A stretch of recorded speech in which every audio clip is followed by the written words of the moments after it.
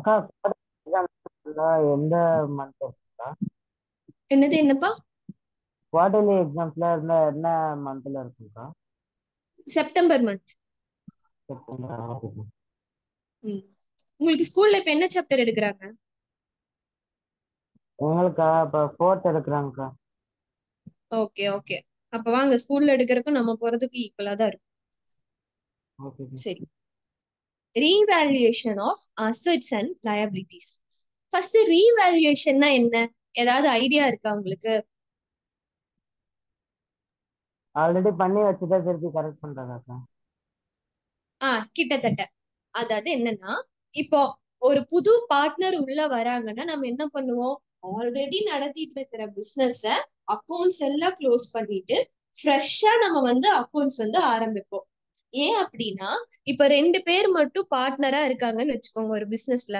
வர ப்ராஃபிட்ட அவங்க 3:4 ஒரு 2:1 இந்த ரேஷியோல வந்து ஷேர் பண்ணிக்கிட்டு இருப்பாங்க ப்ராஃபிட்ஸ. கரெக்டா? இப்போ மூணாவதா ஒரு ஆள் பிசினஸ்குள்ள வரானா ப்ராஃபிட்ஸ் எப்படி ஷேர் பண்ணுவாங்க?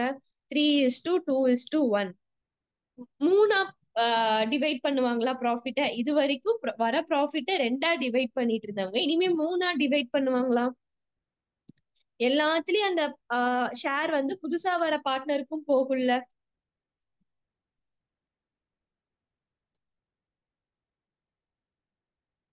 ஆமாக்கா. புரியுதா நான் சொல்றது? ஆ ஆமா.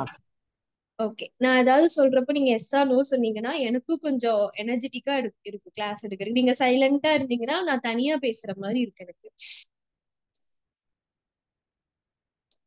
சி. சோ அப்ப நம்ம என்ன பண்ணுவோம்?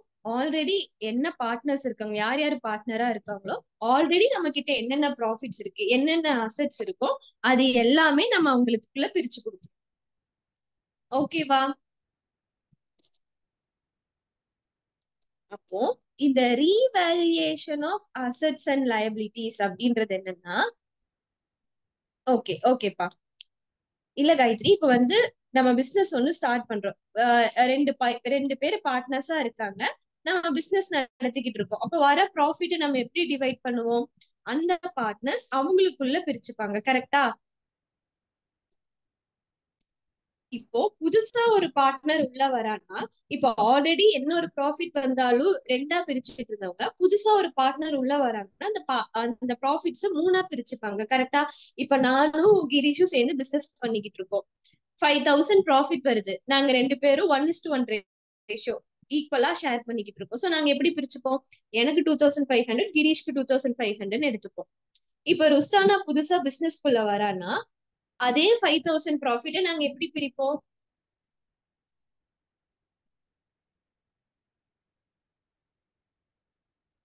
3 பேருக்கு ஈக்குவலா பிரிச்சுப்போமா? புரியுதா நான் சொல்றது? ஈக்குவல் ஷேரிங்கா இருந்துச்சுன்னா நம்ம 3 பேருக்கு ஈக்குவலா பிரிச்சுப்போமா? ஆளுக்கு 1,660 பக்கம் பிரிச்சுப்போமா? ஆமாக்கா. ஆஹ் சோ நம்ம என்ன பண்ணுவோம்னா, இருக்கிற ப்ராஃபிட்ஸ் என்னவோ அதெல்லாம் ஆல்ரெடி அந்த பழைய பார்ட்னர்ஸ்க்கு ஓல்டு ஷேரிங் ரேஷியோல நம்ம பிரிச்சு கொடுத்துருவோம். அதுதான் நம்ம நேத்திங்க பார்த்தோம். இருக்கிற profit, general reserve, reserve fund, என்ன ஒரு ஃபண்ட் இருந்தாலும் சரி, இருக்கிற ப்ராஃபிட்ஸ் அண்ட் இருக்கிற ஃபண்ட் எல்லாத்தையுமே ஓல்டு பார்ட்னர்ஸ்க்கு அவங்களோட ஓல்டு ப்ராஃபிட் ஷேரிங் ரேஷியோல நம்ம பிரிச்சு கொடுத்துருவோம். அதே மாதிரி லாஸ் இருந்தாலும் அது ஓல்டு பார்ட்னர்ஸ் அக்கௌண்ட்டுக்கு டிரான்ஸ்ஃபர் பண்ணிடுவோம்.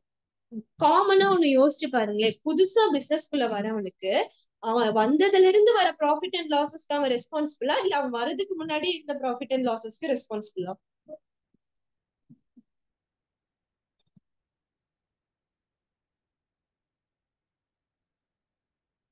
நான் கேக்குற கொஸ்டின் புரியுதா?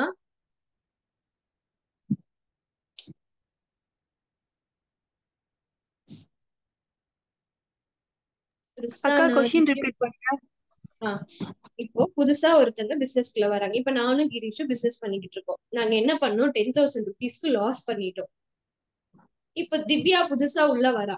நானும் கிரீஷும் சேர்ந்து பிளான் போட்டு இந்த லாஸ் எல்லாமே அவன் தலையில கட்டிடலாம் அப்படின்னு சொன்னா நீ ஒத்துப்பியா? இல்லக்கா. இல்லக்கா, ஈக்குவலா தான்க்கா கேட்பாங்க. ஓ, அப்ப நீ வந்து உன்னோட லாஸ் நீயே ஏத்துப்ப. அப்ப என் லாஸையும் சேர்த்து நீ எடுத்துக்கிறியா? இல்ல இல்லக்கா இல்லக்கா. அப்போ லாஸ் வந்து நீங்க ஏத்துக்க மாட்டீங்க. சரி, இப்ப நானும் கிரீஷ் இதே மாதிரி பிசினஸ் பண்ணிட்டு இருக்கோம். நாங்க வந்து ஒரு 1 crore ப்ராஃபிட் வச்சிருக்கோம். இப்ப புதுசா திவ்யா நாங்க நல்லா ப்ராஃபிட் மேக் பண்றோம்னு சொல்லிட்டு நானும் உங்க கூட ஜாயின் பண்ணிக்கிறேன்னு பிசினஸ் எங்க கூட வந்து ஜாயின் பண்ணிக்கிட்டா. இப்போ அந்த 1 crore ப்ராஃபிட்ல திவ்யாக்கு நம்ம ஷேர் கொடுப்போமா? இல்லக்கா. கொடுக்க மாட்டோம். கரெக்டா? அதுதான் நம்ம என்ன பண்றோம், புதுசா ஒரு பார்ட்னர் உள்ள வரானா ஆல்ரெடி பிசினஸ்ல என்ன ப்ராஃபிட் என்ன லாஸ் இருக்கோ அத ஓல்டு பார்ட்னர்ஸ்க்கே அவங்க கேபிட்டல் அக்கௌண்ட்டுக்கு நம்ம டிரான்ஸ்ஃபர் பண்ணிடுறோம். பண்ணிட்டு புக்ஸ வந்து ஃப்ரெஷ்ஷா நம்ம ஸ்டார்ட் பண்ணுவோம்.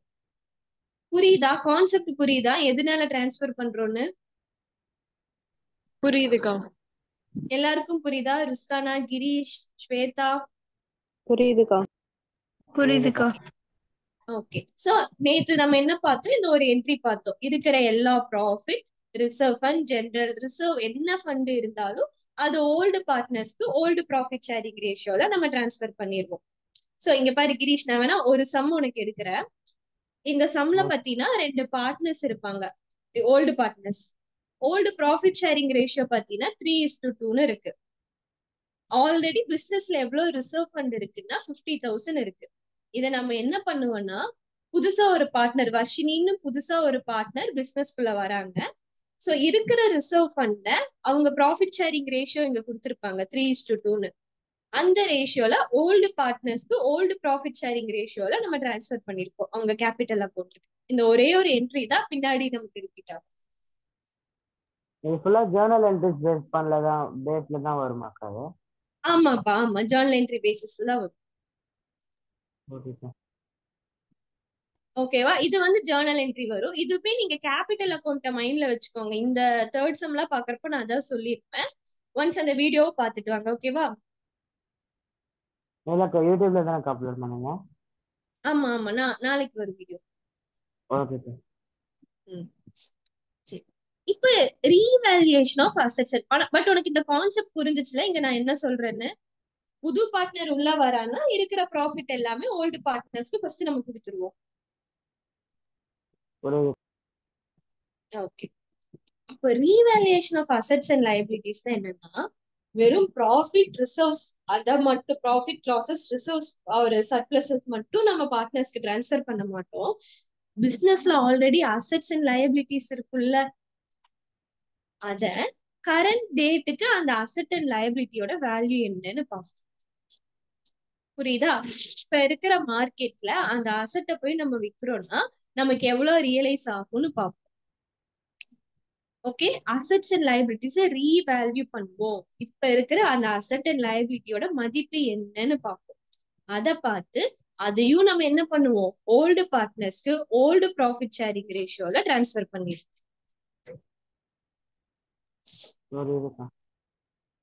புரியுதா? நீங்க பாருங்க, இது வந்து இவ்வளவு ஜேர்னல் என்ட்ரி கொடுத்துருக்கோம். இதெல்லாம் உட்காந்து பாக்காதீங்க.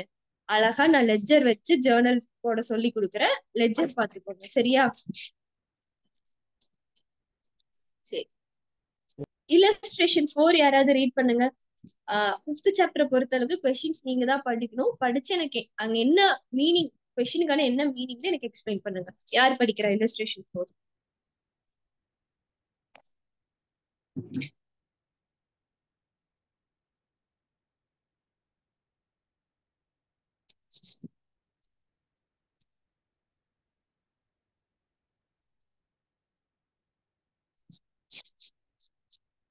யாரடா படிக்கிறா இல்லஸ்ட்ரேஷன் 4? ஒரே ஒரு செகண்ட் இருங்க, ஒரே second.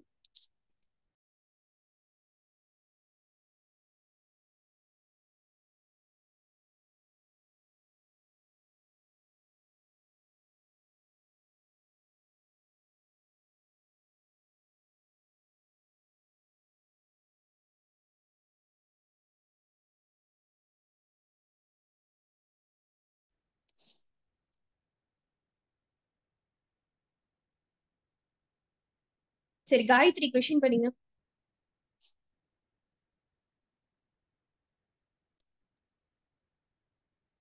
Rajesh and Ramesh are partners sharing profits in the ratio 3:2. Raman is admitted as the new partner and the new profit sharing ratio is decided as 5:3:2.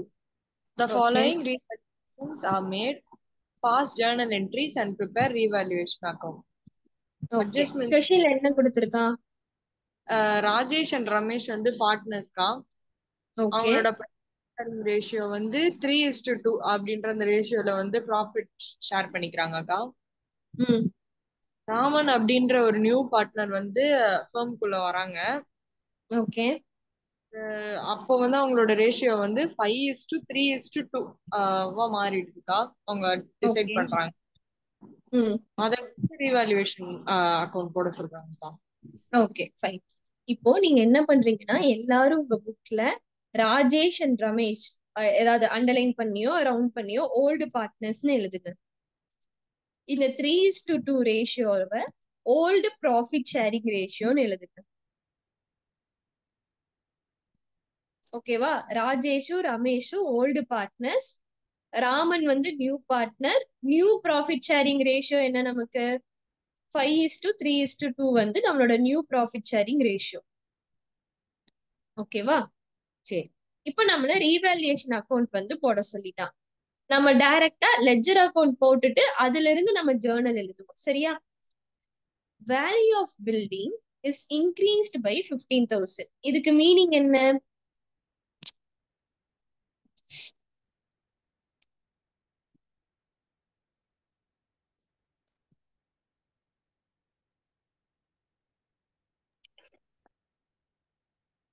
Value of building increased by 15,000. இதுக்கு meaning என்ன?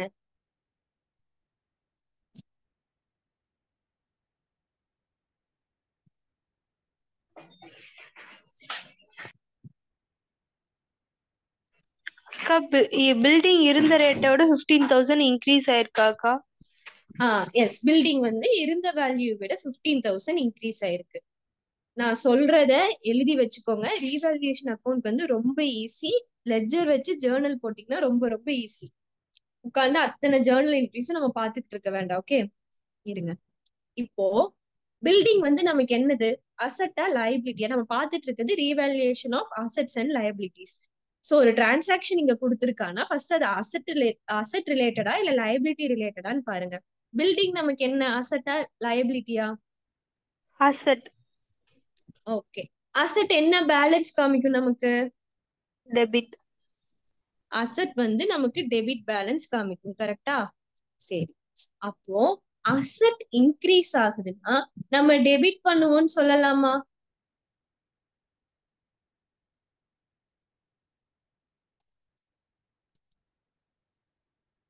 Asset இன்க்ரீஸ்னா அசெட்டை நீங்க debit தானே பண்ணுவீங்க. அசெட்டோட value increase ஆகுதுன்னா. ஆமாக்கா. அப்போ என்ன பண்ணுனா நீங்க பாருங்க, ஒரு செகண்ட்.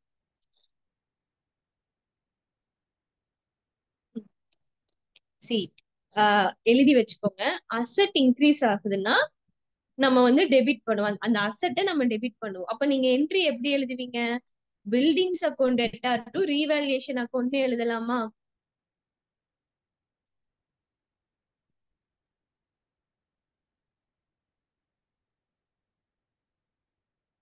புரியுதாடா? அசெட்டோட வேல்யூ நமக்கு இன்க்ரீஸ் ஆகுது. அசெட் நமக்கு டெபிட் பேலன்ஸ் காட்டும். ஸோ அசெட்டை நம்ம டெபிட் பண்ணியிருக்கோம்.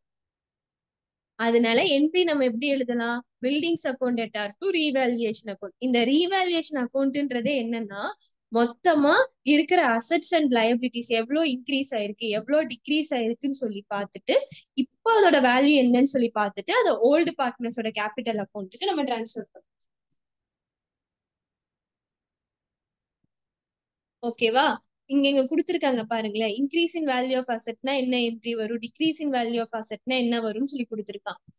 நீங்க இது வந்து என்ட்ரி மெத்தட்ல நம்ம போறது. இப்ப நான் சொன்னல அசெட் இன்க்ரீஸ் ஆயிருக்கு, ஸோ அதனால அசெட் நம்ம டெபிட் பண்ணிருக்கோம். இதுவே லெட்ஜர் மெத்தட்ல எப்படி போவோம்னா இங்க இருக்கிற இது ரெண்டு மட்டும் நீங்க ஞாபகம் வச்சுக்கலாம். ஓகேவா? கான்செப்ட் வந்து இதுதான்டா, எதனால அசெட்டை டெபிட் பண்றோம்னு புரிஞ்சு படிங்க. இதுவே அசெட் வந்து கம்மியாச்சுன்னா நம்ம என்ன பண்ணுவோம்? அசெட்டை கிரெடிட் பண்ணுவோம். கரெக்டா? ஏன்னா வேல்யூ வந்து கம்மி ஆயிருச்சு. புக்ஸ்ல வந்து இதுக்கு மீனிங் பார்த்துக்கோ. இப்ப புக்ஸ்ல வந்து அசெட்டோட வேல்யூ 50,000 இருக்கு. எக்ஸாம்பிள் நான் சொல்றேன். இப்ப எக்ஸ்ட்ரா 15,000 உனக்கு இன்க்ரீஸ் ஆயிருச்சு. அப்ப டோட்டலா அசெட்டோட வேல்யூ என்னவா இருக்கும்? 1 lakh. 50டா இரு 50,000 புக்ஸ்ல இருக்கு. இப்போ 15,000 இன்க்ரீஸ் ஆயிருக்கு. அப்போ அசட்டோட வேல்யூ என்னவா இருக்கும்? 65,000. 65,000 இருக்குமா? சோ அசட்டோட வேல்யூ இன்க்ரீஸ் ஆகறதுனால நம்ம அசட்டை டெபிட் பண்ணுவோம். இதுவே டிக்ரீஸ் ஆச்சுன்னா புக்ஸ்ல 50,000 இருக்கு, ஆனா இப்போ அசட்டோட வேல்யூ வெறும் 15,000 தான் இருக்குன்னா எவ்வளவு டிஃபரன்ஸ் இருக்கு? 35,000 உங்களுக்கு குறைஞ்சிருக்கா? ஆமாக்கா. அப்ப லைட்டா நம்ம புரியல அசட்டை வந்து கிரெடிட் பண்ணுவோம். ஓகேவா? இதுக்கு அக்கா. அப்படியே ஆப்போசிட் தான் லயபிலிட்டி. லயபிலிட்டி வந்து இன்க்ரீஸ் ஆச்சுன்னா என்ன பண்ணுவீங்க? கிரெடிட் பண்ணுவீங்க. டிக்ரீஸ் ஆச்சுன்னா டெபிட் பண்ணுவீங்க. அக்கா லைட்டா புரியல அக்கா, என்ன சொல்றீங்களா அது? ஓகே, இப்போ ரீவேல்யூஷன் அக்கௌண்ட் இருக்கா? இதோட கிரெடிட் சைட்ல பாருங்க. அசெட் இன்க்ரீஸ் ஆச்சுனாலும் லயபிலிட்டி டிக்ரீஸ் ஆச்சுனாலும் கிரெடிட் சைட்ல வரும். புரியுதுக்கா. என்ன கிரீஷ், புரியுதுன்றியா புரியலன்னு சொல்றியா? அக்கா இப்போ ஒரு சம் சொல்லி கொடுத்தீங்களா, அது இன்னொரு வாட்டி சொல்லி தரீங்களான்னு கேட்டேன். அது அது சொல்றேன். சரி, நான் ஃபர்ஸ்ட் லெஜர் சொல்றேன். லெஜர் பாத்துக்கோங்க. அடுத்தது நான் உங்களுக்கு ஜேர்னல் எக்ஸ்பிளைன் பண்றேன். சம் போடுறப்போ நீங்க லெஜர் வச்சு போட்டுக்கோங்க, ஈஸியா இருக்கும். பட் நான் கான்செப்ட் வந்து உங்களுக்கு எக்ஸ்பிளைன் பண்ணிடுறேன், சரியா? ரீவேல்யூஷன் அக்கௌண்ட் பொறுத்தளவுக்கு வெறும் 4 ஸ்டெப்ஸ் தான், 4 என்ட்ரி தான். அதாவது கிரெடிட் சைட்ல அசெட் இன்க்ரீஸ் ஆச்சுனாலும் கிரெடிட் சைடு, லயபிலிட்டி டிக்ரீஸ் ஆச்சுனாலும் கிரெடிட் சைடு. இங்க இந்த மாதிரி எழுதி வச்சுக்கோங்க. அசெட் இன்க்ரீஸ் ஆச்சுனாலும் லயபிலிட்டி டிக்ரீஸ் ஆச்சுனாலும் அது வந்து கிரெடிட் சைடு வரும். அசெட் டிக்ரீஸ் ஆனாலும் இல்ல லயபிலிட்டி வந்து இன்க்ரீஸ் ஆனாலும் ரீவேல்யூஷன் அக்கௌண்ட்ல டெபிட் சைடுல எழுதுவீங்க. ஓகேவா? ரீவேல்யூஷன் அக்கௌண்ட் லெஜர் அக்கௌண்ட் புரியுதா? நம்ம என்ன பண்றோம்னு ஜஸ்ட் இப்படி எழுதிட்டு நார்மலா நம்ம லெஜர் எப்படி பேலன்ஸ் பண்ணுவோமோ அந்த மாதிரி பேலன்ஸ் பண்ணி ப்ராஃபிட்டா இருந்தாலும் சரி லாஸா இருந்தாலும் சரி ஓல்டு பார்ட்னர்ஸ்க்கு அவங்களோட ஓல்டு ப்ராஃபிட் ஷேரிங் ரேஷியோல நம்ம டிரான்ஸ்ஃபர் பண்ணிருக்கோம். லெஜர் அக்கௌண்ட் புரியுதா? நான் ஜேர்னல் இப்ப எக்ஸ்பிளைன் பண்றேன். அக்கா ப்ரொவிஷன் ஃபார் டவுட்ஃபுல் டெப்ட் சொல்லுங்கக்கா. திவ்ய பிரபு பேசுறது கேக்குதா? அக்கா உங்க வாய்ஸ் லைட்டா பிரேக் ஆகுதுக்கா.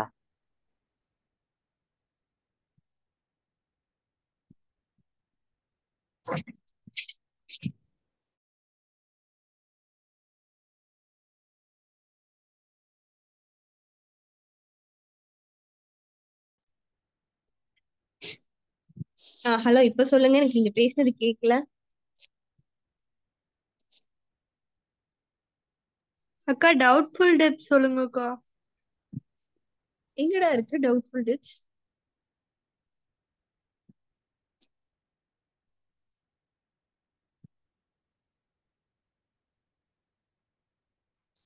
திவ்ய பிரபா எங்க இருக்கு டவுட்ஃபுல் டெப்ட்ஸ்? ஓகேக்கா ஓகேக்கா. என்னாச்சுடா, எனக்கு புரியல நீங்க எது கேக்குறீங்கன்னு. எங்க இருக்கு டவுட்ஃபுல் டெப்ட்ஸ்? ஆனா இல்லுஸ்ட்ரேஷன் பாத்துட்டேன்க்கா. இங்க ஃபர்ஸ்ட் இந்த ஃபார்மேட் பாருங்க, ஏன்னா சம்குள்ளேயே போகல. ஃபார்மேட் ஃபர்ஸ்ட் பாருங்க. இது புரியுதா உங்களுக்கு? லெஜர் ஃபார்மேட் புரியுதா? அசெட் இன்க்ரீஸ் ஆனாலும் லயபிலிட்டி டிக்ரீஸ் ஆனாலும் அது கிரெடிட் சைடு எழுதணும். அசெட் டிக்ரீஸ் ஆனாலும் லயபிலிட்டி இன்க்ரீஸ் ஆனாலும் அது டெபிட் சைடு எழுதணும். இந்த ஃபார்மேட் ஓகேவா? ஓகேக்கா. ஓகே, இப்போ இத வச்சு நம்ம வந்து ஜேர்னல் என்ட்ரி எழுதலாம். இங்க பாருங்க, இப்போ ரீவேல்யூஷன் அக்கௌண்ட் எப்படி ஜேர்னல் என்ட்ரி எழுதுவீங்க? Asset account debtor to revaluation அக்கௌண்டா? அடுத்தது liability account debtor to revaluation அக்கௌண்டா? புரியுதா?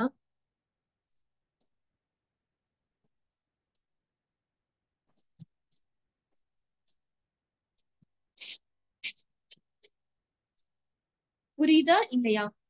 லெஜர் வச்சு ஜேர்னல் பார்த்தா புரியுதுக்கா.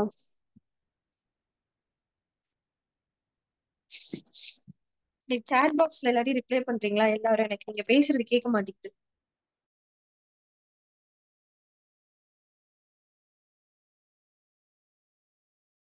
புரியுதுக்கா.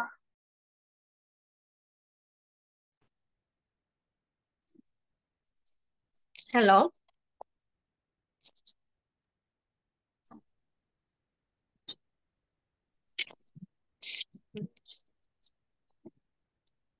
ஸ்வேதா புரியுதுன்ட்டீங்க, ருஸ்தானா புரியுதுன்ட்டீங்க, மத்தவங்க கிரீஷ், திவ்ய பிரபா புரியுதா? புரியுதுக்கா. கிரீஷ் பேசுறதுக்குள்ள மியூட் பண்ணாட்டி என்னது அவ்வளவுதான் என் காதுல கேட்டுச்சு. அக்கா அங்க டிவி ஓடிட்டு இருக்குக்கா, ஃபுல் சவுண்ட் வச்சிருக்காங்க, சொன்னா கேட்க மாட்டேன், ஆஃப் பண்ணிருக்கேன். சரி, ஓகே. இப்ப கேக்குது நல்லா தெளிவா. Okay okay புரியுதுக்கா. ஓகே, சரி. இப்போ இதை ரீவேல்யூஷன் வச்சு போடுறோமா? ஆக்சுவலி இதோட கான்செப்ட் தான் நான் உங்களுக்கு சொல்ல ட்ரை பண்ணேன். எதனால இங்க அசட்டை நம்ம டெபிட் பண்றோம்னா, அசட்டோட வேல்யூ நமக்கு இன்க்ரீஸ் ஆகுது. அசட் எப்பவுமே நமக்கு டெபிட் பேலன்ஸ் தான் காட்டும். அசட்டோட வேல்யூ இன்க்ரீஸ் ஆனனால டெபிட் பண்றோம். ஓகேவா? நீங்க ஏதாவது ஒரு ஃபார்மேட் வந்து ஃபாலோ பண்ணிக்கோங்க. லெட்ஜர் படி போறீங்களா, ஜேர்னல் படி போறீங்களா?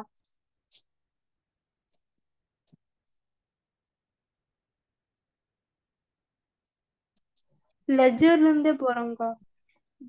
சரி, இப்ப பாருங்க, இது இருக்கட்டும். நான் இங்க சைட்ல எழுதி வச்சிருக்கிறது, அது ஏதோ டிஸ்டர்பன்ஸா இருக்கா நான் எழுதி இருக்கிறது?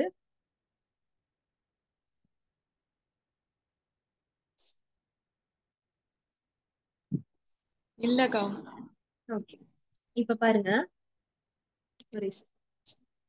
Okay, the value of building increased by 15,000. So இங்க என்ன இருக்கு? அசட் இன்க்ரீஸ் ஆயிருக்கா, டிக்ரீஸ் ஆயிருக்கா? இன்க்ரீஸ் ஆயிருக்குக்கா. ஓகே, அப்ப ரீவேல்யூஷன் அக்கௌண்ட்ல எந்த சைடு வரும்? டெபிட் சைடா, கிரெடிட் சைடா? டெபிட். கிரெடிட் வரும்க்கா. ரீவேல்யூஷன் அக்கௌண்ட்ல கிரெடிட் சைடு.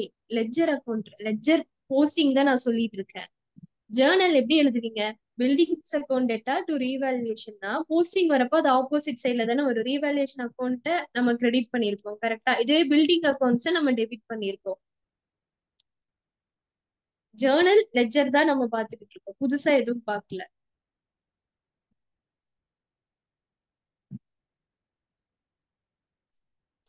சரி, ஓகே. நான் உங்களுக்கு கான்செப்ட் வந்து இதுதான்டா. எதனால டெபிட் பண்றோம், கிரெடிட் பண்றோம்னு தெரியாம படிக்காதீங்க. ஷார்ட்கட்டா வேணா இது வச்சுக்கோங்க. ஓகேவா? அசெட் இன்க்ரீஸ் ஆனா, லைபிலிட்டி டிக்ரீஸ் ஆனா, ரீவேல்யூஷன் அக்கௌண்ட்ல இந்த சைடுன்னு வச்சுக்கோங்க. பட் புரிஞ்சுக்கோங்க, எதனால அசெட்டை நம்ம டெபிட் பண்றோம். டெபிட்னா இந்த சைடு சொல்லல, இது லெட்ஜர் அக்கௌண்டோட சைடு. என்ட்ரி நான் சொல்றேன், எதனால அசெட் டெபிட் பண்றோம். அசெட்டோட வேல்யூ இன்க்ரீஸ் ஆகுது. சரி, இந்த சம்ல value of building increased by 15,000 கொடுத்திருக்கான். அசெட் நமக்கு இன்க்ரீஸ் ஆகுது. சோ கிரெடிட் சைட்ல பை பில்டிங்ஸ் கொண்டு போடலாமா? கரெக்டா?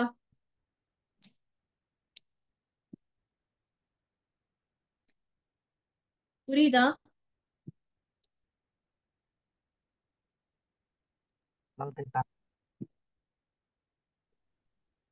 சாட் பாக்ஸ் சொல்லுங்கடா, நீங்க பேசுறது கேட்க மாட்டேங்குது சம்டைம்ஸ். இங்க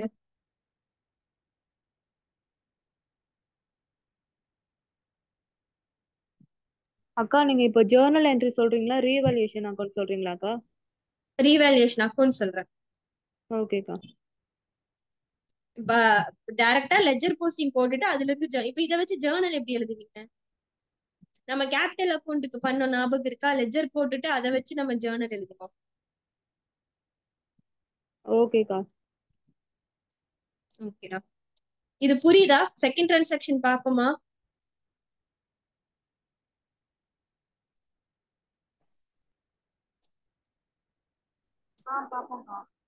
ஓகேடா, சரி. Second transaction value of machinery decreased by 4,000. இது அசட்டா, லைபிலிட்டியா? அசெட். இன்க்ரீஸ் ஆகுதா, டிக்ரீஸ் ஆகுதா? டிக்ரீஸ். டெபிட் சைடு வருமா, கிரெடிட் சைடு? Debit side. எழுதிட்டோமா? டு மெஷினரி அக்கௌண்ட்னு சொல்லி 4,000 எழுதிட்டோமா? புரியுதா என்ன ரீவேல்யூஷன் அக்கௌண்ட் என்ன நடக்குதுன்னு? இந்த 5th சாப்டர்ல நீங்க படிக்க வேண்டிய கான்செப்ட்ஸ் தான் அதிகமா இருக்கு. பட் சம் பாத்தீங்கன்னா ரொம்ப சிறுசு, ரொம்ப ஈஸியா தான் இருக்கு. கான்செப்ட் மட்டும் நல்லா புரிஞ்சுக்கோங்க. அடுத்தது provision for doubtful debt is made ₹1000. First இது அசட்டா லயபிலிட்டியா? லயபிலிட்டிக்கா. எப்படி லயபிலிட்டின்னு சொல்றீங்க?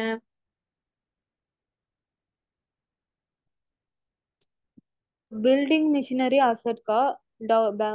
டவுட்ஃபுல் டெப்ட்ஸ் லயபிலிட்டிக்கா. சரி, நம்ம 11th ஸ்டாண்டர்ட்ல நம்ம ஃபைனல் அக்கௌண்ட்ஸ் வந்து படிச்சோம். ஃபைனல் அக்கௌண்ட்ஸ்ல சன்ட்ரி டெட்டாஸ்னு போட்டுட்டு பேட் அண்ட் டவுட்ஃபுல் டெட்ஸ் எல்லாம் போடுவீங்க, ஞாபகம் இருக்கா? ஆமாக்கா. Provision for bad debts, provision for bad and doubtful debts. எந்த சைடு போடுவீங்க? லைபிலிட்டி சைடா அசெட் சைடா? Asset side. அப்ப எப்படி இது லைபிலிட்டி ஆகும்?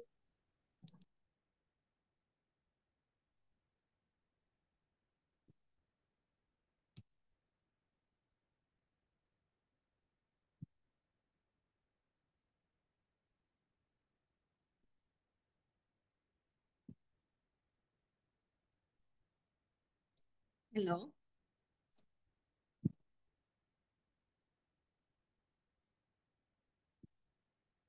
ஹலோ, கேக்குதா நான் பேசுறது?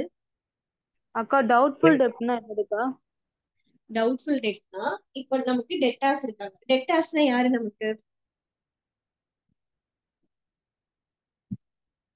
கடன் குடுக்குறவங்கக்கா. ஐ, கடன், நம்ம கிட்ட இருந்து கடன் வாங்குறவங்க. ஓகேக்கா. ஓகேவா? அப்போ இப்ப அவங்க நமக்கு அந்த காசை திருப்பி கொடுக்கணும்ல என்னைக்கு இருந்தாலும். சோ அதனால தானே சன்ட்ரி டெட்டாஸ் நம்மளோட அசெட்னு சொல்றோம். ஆமாங்கா. ஓகே, இப்போ இந்த ப்ரொவிஷன் ஃபார் டவுட்ஃபுல் டெட்லாம் எதுக்கு போடுவோம்னா, இப்போ என்னோட அசெட், என்னோட சன்ட்ரி டெட்டாஸ் கிட்ட இருந்து எனக்கு ஒரு 50,000 வரணும்னு சொல்லி நான் அசெட் சைடு வச்சிருப்பேன். இப்ப எனக்கு ஒருத்த மேல டவுட்டா இருக்கு. அவன் வேலைக்கே போறது இல்ல சம்திங், அவனுக்கு இன்கமே இல்ல, அவன் எனக்கு காசு கொடுக்க மாட்டான்ற மாதிரி எனக்கு டவுட்டா இருக்கு. சோ நான் என்ன பண்ணுவேன்னா, என்னோட சன்ட்ரி டெட்டாஸ்ல இருந்து இந்த ₹1000 நான் குறைச்சிருவேன். ஏன்னா அது எனக்கு வருமோ வராதான்னு சொல்லி எனக்கு டவுட்டா இருக்கு. So provision for bad and doubtful debts or provision for doubtful டேட்ஸ்ன்னு சொல்லிட்டு என் அசெட்ல இருந்து நான் இந்த ₹1000 லெஸ் பண்ணிப்பேன். லெஸ் பண்ணிட்டு என் பேலன்ஸ் ஷீட்ல சன்ட்ரி டெட்டாஸ் 49,000 தான் காட்டுவேன். புரியுதா? ஓகேக்கா. இத நான் எங்க காட்டுவேன்னா, என் P&L அக்கௌண்ட்ல டெபிட் சைட்ல ப்ரொவிஷன் இவ்வளவு இருக்கு அப்படின்னு சொல்லிட்டு நம்ம காட்டுவோம். ஏன்னா இது மே ஆர் மே நாட் கம்ன்ற மாதிரி நம்ம புக்ஸ்ல காமிச்சிருப்போம். பின்னாடி எனக்கு இது வரவும் செய்யலாம், வராமலையும் போகலாம். வந்துச்சுன்னா என் டெட்டாஸ் கூட இது பண்ணி காமிச்சிரு, ரெடியூஸ் பண்ணி ஒரு அமௌண்ட் வந்துருச்சுன்னு சொல்லி காமிப்பேன். வரலன்னா அது என்னோட எக்ஸ்பென்சஸ் ஆர் லாஸ் ஆக நான் புக் பண்ணிடுவேன். ஓகேவா? அப்போ ஓகேக்கா. இந்த ப்ரொவிஷன் ஃபார் டவுட்ஃபுல் டெட்ஸ்ன்றது என்ன ஆகுது, என்னோட அசெட் வந்து டிக்ரீஸ் ஆகுது. 50,000 வச்சிருந்த அசெட் இந்த ₹1000 49,000 ஆகுதா? அசெட் டிக்ரீஸ் ஆகுதா?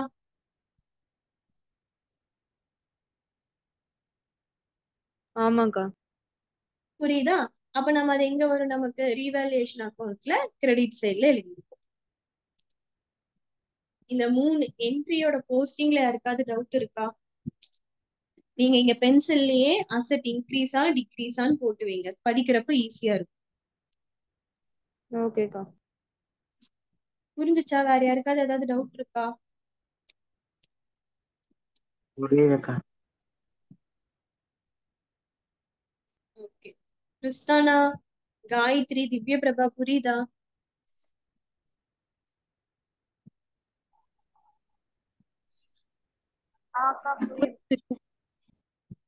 ஓகே, இப்ப நம்ம என்ன பண்றோம்னா, எப்பவும் போல நார்மலா லெட்ஜரை பேலன்ஸ் பண்ணுங்க. 10,000 நம்மளோட பேலன்சிங் ஃபிகரா வரும். இத ஓல்டு பார்ட்னர்ஸ்க்கு அவங்களோட ஓல்டு ப்ராஃபிட் ஷேரிங் ரேஷியோல பிரிச்சு கொடுத்துருக்கோம். To profit on revaluation transferred to old partners capital account in old profit sharing ரேஷியோ. நீங்க என்ன பண்ணணும், to profit on revaluation transfer to இந்த பார்ட்னர் கேபிட்டல் அக்கௌண்ட் எழுதிறீங்களா? பிராக்கெட்ல வந்து in old partners old profit sharing ரேஷியோன்னு எழுதுவீங்க. கொடுத்துருக்கா பாருங்க, profit on revaluation shared in old ரேஷியோன்னு. ஸோ எப்பவுமே 5th சாப்டருக்கு நரேஷன் ரொம்ப முக்கியம், மறக்காம எழுதிருக்க.